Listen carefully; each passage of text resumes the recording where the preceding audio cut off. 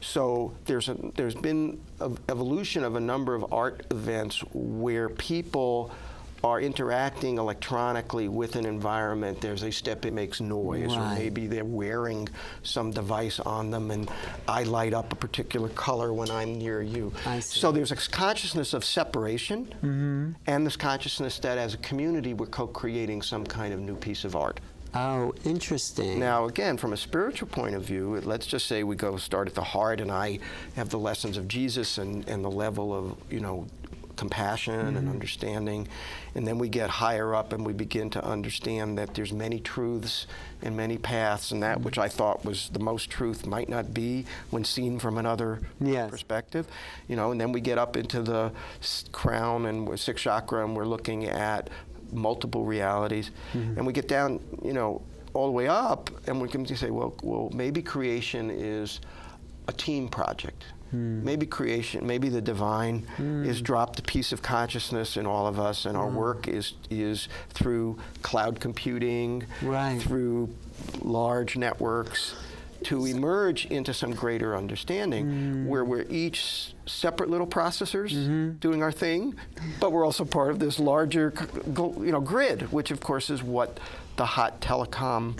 thing right now is, grid computing. It's so important, your work, actually, for people to understand the spiritual process. If they could only understand this cultural evolution in terms of our own personal evolution, people would understand this process of awakening in a much greater degree and not separate ourselves from the environment. Exactly. Or say, oh, that's just an artist, a weird artist that's doing that, you know.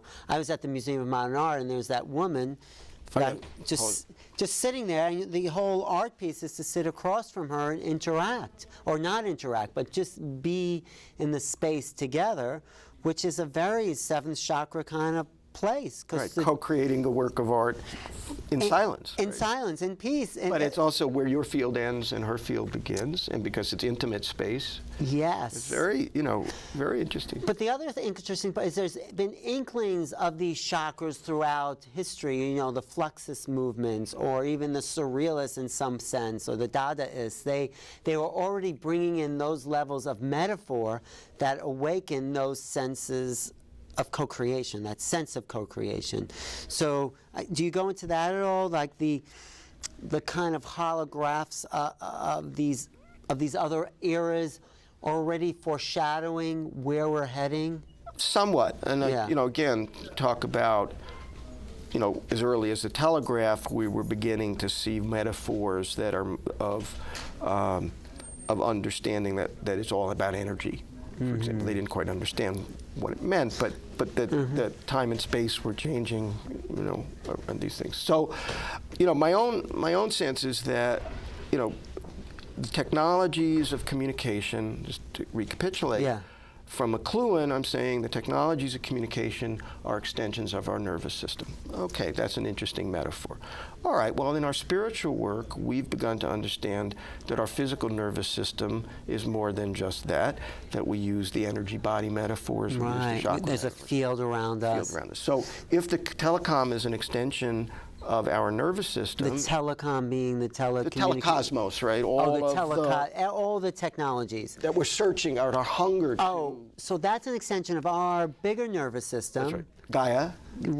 Gaia's nervous system. Right, okay. Then what's the next step of that? So then on a planetary level, on a mass consciousness level, we're trying to do our personal spiritual evolution, our deepest goals from our first chakra needs of safety and security and intimacy in the second, and power in the third, and compassion in the fourth, and truth in the fifth, and seeing that reality is more than we think it is, and connection to the divine, co-creation as our spiritual work in the seventh chakra. Yes. Well, we're doing these as individual beings. And we're also changing the energy field of the planet. How are we doing that, do you see? We're doing that on an esoteric level.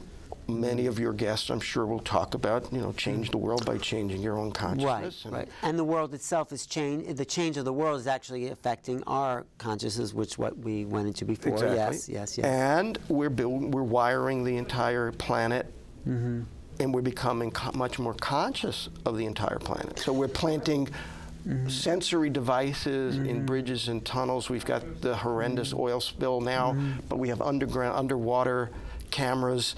You know, our consciousness of the planet is shifting. We're becoming a coherent planet in a sense, where we're becoming the global village, which when McLuhan used it, no one had any idea what he meant. That's right. And now everyone knows. The 2-year-old at the computer knows what that means. So where's this all going to take us on a spiritual level, do you feel?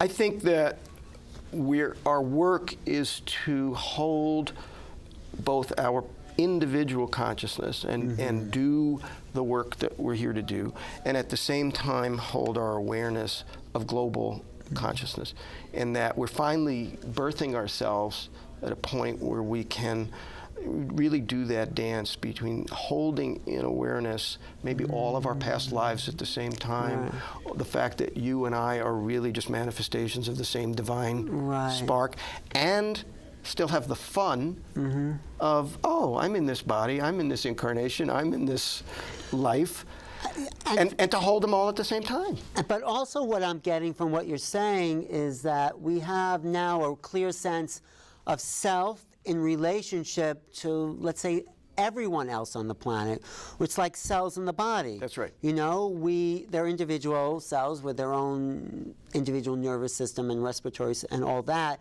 and yet they make a collective, but each knows its part. So with the internet, as we move to these higher levels, we can see that the one and the many exist at the same time. The flesh and the spirit, you know. That's right. That's right. There was another metaphor in there I was thinking about. I know we're getting near the end, and one of the things I said in my book was that, you know, maybe just as in grid computing, when there's a problem that is so big that no one computer can ever understand it. And so the latest way to handle that problem is you take the question and you turn it over to millions of small computers. And they each grind away at the thing, and then they come back together. So that's called grid computing or cloud computing. Well, what if God, or whatever we're going to call consciousness, is trying to know itself? Yes. The problem is so big that the divine can't make one big computer to know itself. That's good. So the divine says, maybe the best way I can know myself is to split myself into billions and billions of pieces and let them have billions of lifetimes to figure it out. And then I'll pull all the answers together at the end. So we're in the midst of this great grid computing experiment about consciousness. And we've evolved a technology metaphor that every young person now knows what those technologies are. You and I don't, but this idea that consciousness can be split up, you know, it's only our little box that makes us think we're separate. That's brilliant. So maybe that's what it's all about. I think it is. I think it makes a lot of sense, and it's sort of what you know, the Andrew Cohen people are talking about, the evolution of consciousness and conscious evolution.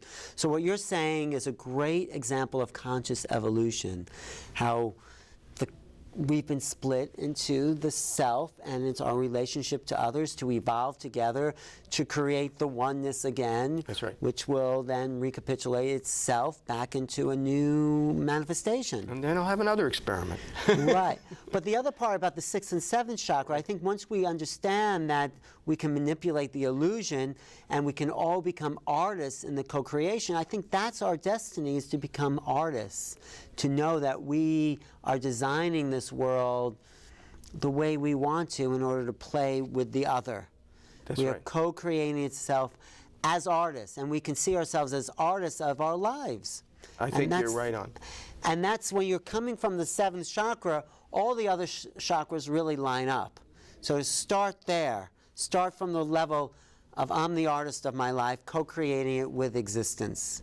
And then everything else is in beauty and harmony. And it's it's an act of love. Yes, it's an act of love. And so to sort of wrap it up, what would you say to someone who isn't familiar with the metaphors of the chakras and spirituality, but is hands-on with technology? How would you make them more aware of these higher or these other dimensional connections, let's say? Yeah, I guess my hope would be that people who are, and young people in particular, who are plugged into all these technologies, who start having questions of who am I and what is the relation to the divine and what's my purpose in life and, the big questions, will not accept the metaphors that our generations and the previous generations and the holy books gave them, and it doesn't make any sense, but can begin to pull from their own experience and say, oh, I know, I can tell the story this way using these technologies, and we can begin to talk to each other again using some different metaphors. Very good. Excellent. And I recommend this book. Thank you. Digital Dharma, Steve Vedro. And yeah, I'd like to have you back. We could do a radio show about this. Do you have a website that people can? Sure.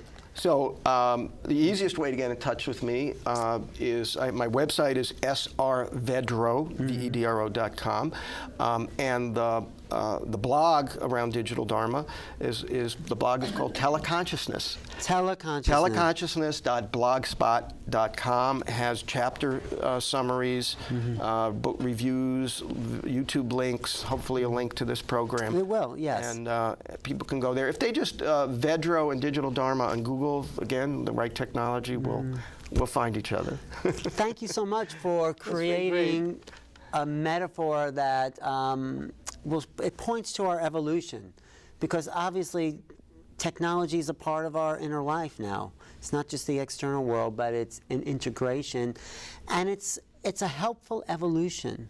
We can integrate technology and spirit, like you said in the beginning. I think it has light, it has shadow, it's about awareness, and we're throwing ourselves into these technologies, and we have to be mature enough to look at them deeper, to look at them with mystical eyes.